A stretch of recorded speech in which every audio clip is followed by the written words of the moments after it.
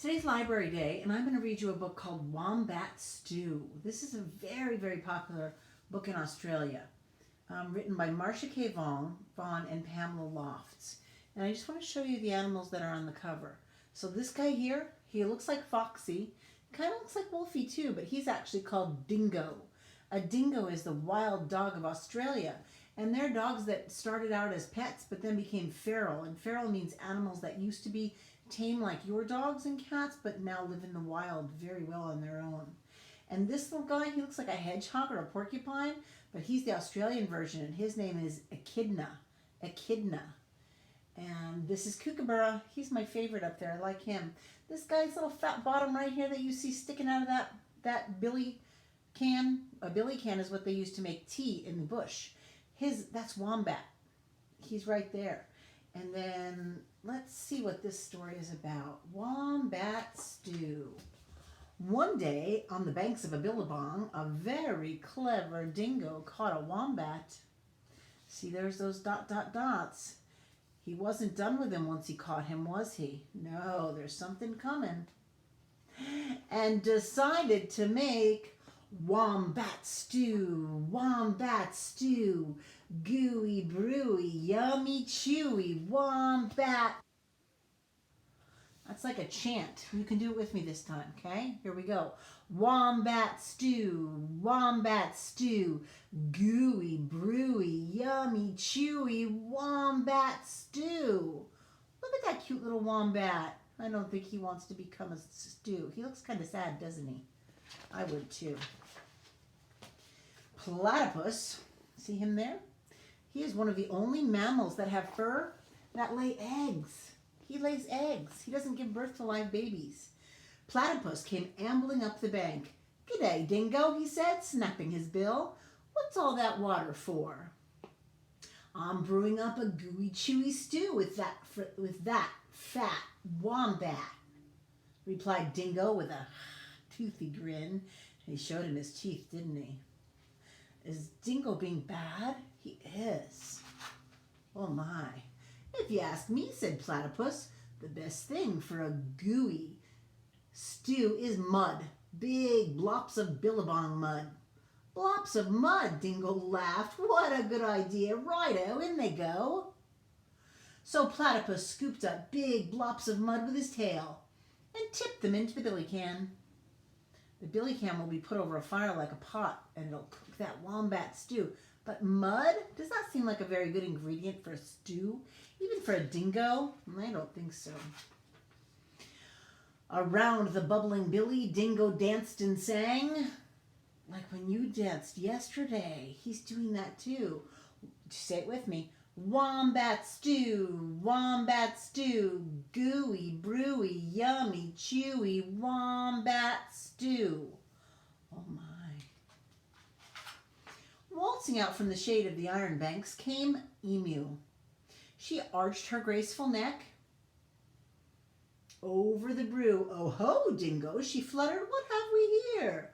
"Gooey, chewy, wombat stew," boasted Dingo. He's a big braggart, isn't he? If only it were a bit more chewy," she sighed, "but don't worry, a few feathers will set it right." "Feathers?" Dingo smiled. "That would be chewy." Righto, in they go. So the ooey gooey brew, Emu dropped her finest feathers. Let's think about what he's making. The wombat's not in yet, is he? No, so far he has big blops of billabong mud. And a billabong is a place along a river that fills up in the rains, but it's dry the rest of the year. And he has feathers from Emu. Feather mud stew? Do you think Dingo would like feather mud stew? Oh, I don't either. Around and around the bubbling billy, Dingo danced and sang. Ready? Here we go. Wombat stew. Crunchy munchy for my lunchy wombat stew.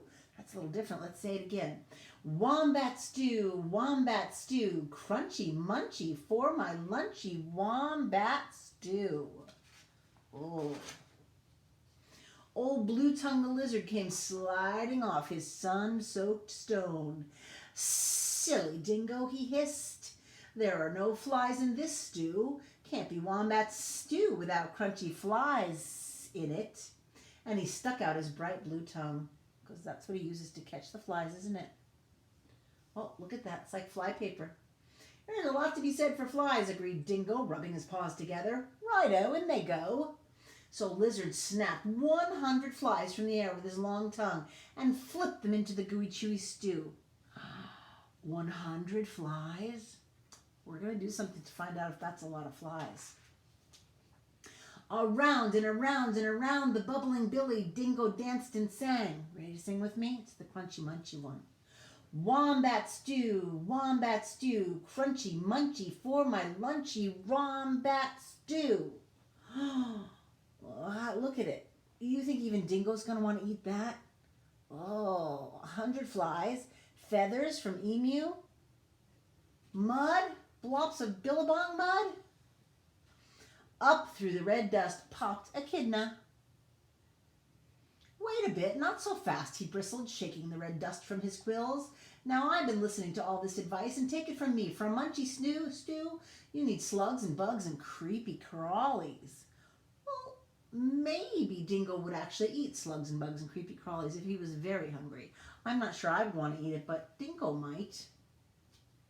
He's not sure though, is he? Look at his face. Does that look sure to you?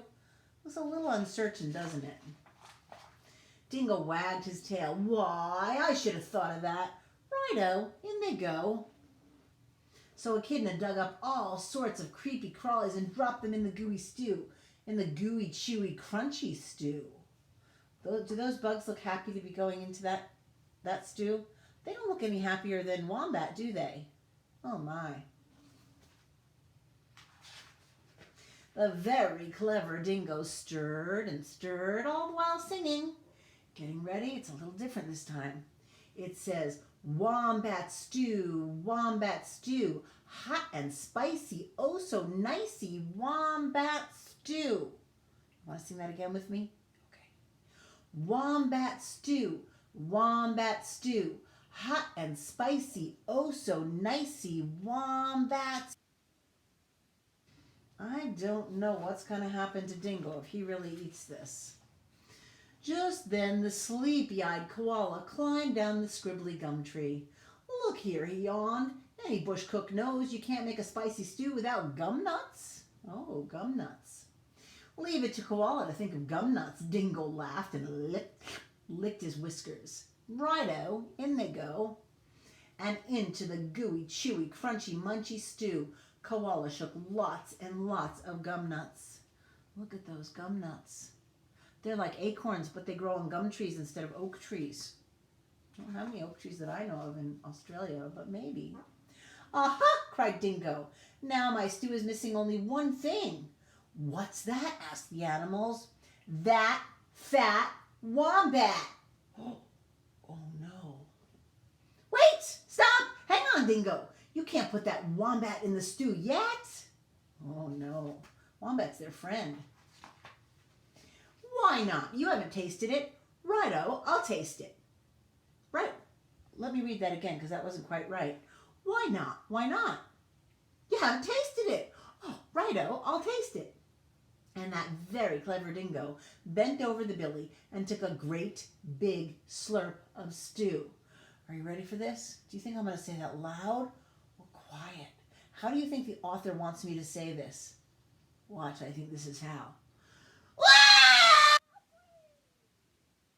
I think that's what he meant. I'm poisoned, he howled. You've all tricked me. Ooh, look at the illustrator. Look what he did to make him look poisoned. He made sweat pop up off him. He made his eyes big and bulgy. He showed his teeth, but his tongue was hanging out, and he was holding on to his throat. Oh, that's a good job making him look like he was poisoned, isn't it? And he dashed away deep into the bush, never again to sing. Wombat stew, gooey, brewy, yummy, chewy, wombat stew. He's not going to sing that again. That's pretty much the last thing Dingo's ever going to want to eat, isn't it?